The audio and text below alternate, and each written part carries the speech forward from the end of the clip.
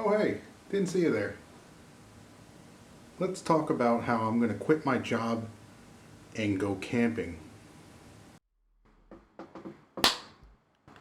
All right. What was your job and why did you start to feel unfulfilled? Currently, my job is as a claims adjuster for auto accidents. Basically, what we are, we adjust how much someone gets paid after an accident. Let's say you start from an accident, you get in an accident, you call your insurance company to report the claim, and what we do is we investigate it to find out who's at fault, who pays their deductible, as well as finding out what to pay, what do we owe. As you can imagine, it's not a very popular job. There is a lot of discourse around it. A lot of members like to say that, hey, I pay my dues, I pay my monthly, now take care of my car. This is bullshit, blah, blah, blah, blah. A majority of my day is being either yelled at by the member because, of course, they pay for something and they don't get it, or the other thing is living up to metrics and being nitpicked and ultimately just kind of micromanaged. Ultimately being micromanaged by your manager to meet some arbitrary numbers that they want to meet so they don't get a slap on the wrist. It's a stressful job. It's not fulfilling. You complete one claim, maybe the person's happy and they give you a cool, a pat on the back, an attaboy. But that doesn't fulfill me. You just get another one and it's 50-50. Is that guy going to be an asshole, or are they going to cooperate? Are they not going to cooperate? Even if the job was perfect, even if the job was easy, then it's the micromanaging. There's so many metrics to hit and you're always hearing, oh, it's this is for your improvement. This isn't for us to mark down that you're doing bad. Well, then why mark down it? So that's kind of, the breakdown of my job and why I'm unfulfilled. It's not a fun job. I just don't want to do it. I don't want to work 9 to 5 there for the next 30 years and then die within a few years. I get to retire where I won't have the energy to go car camping or to go camping. I have the energy to shit my underwear, piss myself and flip off children, but that's about it. I don't want to get to that point, and the only thing I can pass on to my kids or my grandkids are stories of how to manipulate the corporate ladder for your own amusement. I don't want to have stories on, oh, this is how you read your insurance policy. I want to have stories where, I went to the Appalachia Trail and I went to the West Coast in a piece of shit beater that I bought off of Facebook to see what the PCH looks like, to check out the mountains in Colorado. I want to tell people that I lived off the land for a little bit. It scares me thinking that a lot of people will just die with no stories other than, oh, I went to Cabo one time and drank a martini there, or I went to Italy, it was great. Time to die. It doesn't appeal to me to have so little of a story to leave behind. Why did you choose car camping as your lifestyle? It's the freedom. Take it like this. When you first got your license, you turned 16 or whenever you got it, you felt that sense of freedom. The world opened up for you. You can go anywhere you want. Now compare that to when you got your first good job. The world really opened up for you. Oh, I can afford, a round trip from here to somewhere in Europe and back. But all of that I feel like it's a trick. They tell you can do that. They don't let you know that it's frowned upon not to go in the steps of everyone else. It's frowned upon to not have a typical office 9 to 5. It's frowned upon to be a nomad. The popular joke I hear from Gen X is, do you want to be the guy that lives in a van down by the river? As I get older, I realize, yes, I want to be that guy that lives in a van down by the river. I don't want to be what Ed Norton was in Fight Club. He Like, I know it's fiction, but some of that fiction comes from real life. You don't just pull that out of nowhere. There is a certain amount of under the skin anger you have in that position, in that office position. I applaud people that could do that office thing, do the claims adjusting for the years and years they've been there, but it's just not something I can do. I don't have long on this planet, and I don't want to waste it working for someone who's working for someone who's working for someone. It just seems the opposite of how life should be lived. Oh, what excites me the most is being able to slow down. In polite and modern society, we tend to go, go, go. No one ever stops. It's always get to the next destination, get to the next goal, get to the next goalpost, and then from there, sprint again. It's all about sprinting. I don't want to hold R2 my whole life. I got to slow down. I want to go at the pace I feel most comfortable at.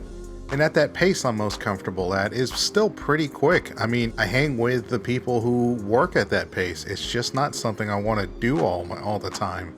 Sprinting. It feels like everyone's sprinting. Like, let's say you're buying a house. Everyone's sprinting to throw down their offer and, you know, trump the next person. And it's just, how are you supposed to live like that when everything's a sprint and everything is a race? That's kind of why I'm really excited about this transition to car camping. I get to slow down. I get to think about things. I don't have to pay ridiculous rent. I'm paying like $16, $17 a month at basically a piece of shit for a 1-bedroom, 1-bath. The only way I can get out of it is to move to a dangerous piece of shit for maybe $100 less. So how did you prepare to make this transition? I'm preparing in front of everyone here. I'm not going to say I know what to do. I've bought equipment. The equipment I'm probably going to find out is wrong. I'll go through another video where I go through my loadout, my gear loadout, but I feel like all of it's wrong. So yeah, I'm going to record my my preparation to this transition to car camping lifestyle. What challenges do you anticipate with car camping? There's no challenges. This is going to be the easiest thing I do in my life. This is going to be something that everyone can do. That's a lie. Everything's going to be a challenge. Income's going to be a challenge. Health insurance is going to be a challenge. Gas is going to be a challenge. Being solo is going to be a huge challenge. I don't think I'm mentally ready to be solo yet. I've got 6 months to figure it out, to get more comfortable with myself before I make this journey. That's going to be a difficult thing. I know it is. I could see it happening. I'm just going to end up being alone with my thoughts and everything slowed down. Yeah, I hope I can figure out what's going on. I hope I can get to the bottom of how and why I think the way I do. Because I don't think this is normal. I don't think it's normal to think negative and to, I don't think it's a good idea to go car camping motivated by a negative lifestyle. I don't know. I hope I get to figure it out. And I hope by camping, both in my car and in the forest or whatever, I hope I can find some sort of peace. How has your mental health been affected by this decision? My mental health, I've got hope now. It's hope. If I could do a side note, the reason this came about was maybe a month or two ago, I was talking with the buddies about going camping and, you know, hitting the forest, nature trails, all sorts of fun stuff like that. But one night I was scrolling through the IG Live or IG Reels, and a simple reel came up. It was just the background. The picture was a mountain, beautiful nature, waterfall going down, and simple caption was, "Are you okay? Be for real." and I was about to scroll it, and then my eyes started getting hot. And I realized, no, I'm not.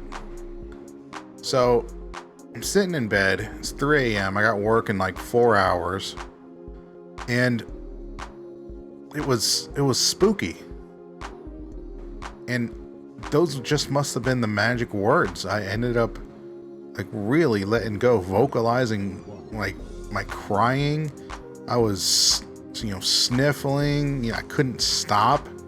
I was walking around my house just kind of, pulling at my head like, what the fuck am I doing here? Why am I here? I hate all of this. I've been in such a deep depression for so long that I don't know why no one's asked me this question. Not to say that they don't care, but it's just one of those questions that was never asked, and I think it got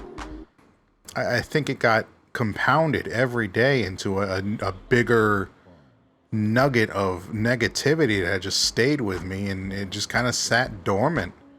I never thought about it. I simply just kept going. I didn't think of if I was okay. I mean, I knew I wasn't, but I was never asked in a way that made me introspective. It was spooky, to say the least. A lot of the times I feel like crying is performative, and I've welled up over like happy videos or sad videos or whatever, but this is the first time I've cried since maybe I was a kid, and this is the first time I've cried at all from just being emotionally distraught. I guess my upbringing was to bottle it up, forget about it, and keep going on. So it was just one of those things where it opened the floodgates for the first time in a while. And the clearest thing that came out of that was leave. It was, cry. Why are you still there? So that's the plan. I'm gonna leave. None of this is for me. And it's weird having hope again. As kind of screwed up as that sounds, it's weird having hope again. And I'm expecting the rug to be pulled out from underneath me, because that's just how I've lived for I don't know, 20, 30 years. Just the carpet's going to be pulled out. I'm anticipating it, but I don't know what the carpet's going to be made out of. Hopefully it's not myself, but we'll see. What do you hope to gain from this experience? I hope to gain experience. Family was slightly outdoors when I was younger, but it was never like outdoors all the time, and it's always been something I've looked at and been like, oh, I'd like to do that, but you end up getting momentum to stay in the office, to stay inside, to play video games, to hop on Discord instead of going out to a forest or whatever. And what I hope to gain is a greater appreciation for nature. I hope to gain mental clarity. I hope to find myself wherever that may be. I hope to gain a lot. There's a lot to gain from this and a lot to lose. But again, like I mentioned earlier, it's better this way. I don't want to do the office thing and end up hanging myself in front of a wife and kid I don't like. So, what would you say to others who feel stuck in their jobs? I would say quit. Don't torture yourself for someone that doesn't give a shit about you. It doesn't get said often enough. A lot of the times we're told, hey, take it on the back and keep it moving. But I don't think we should.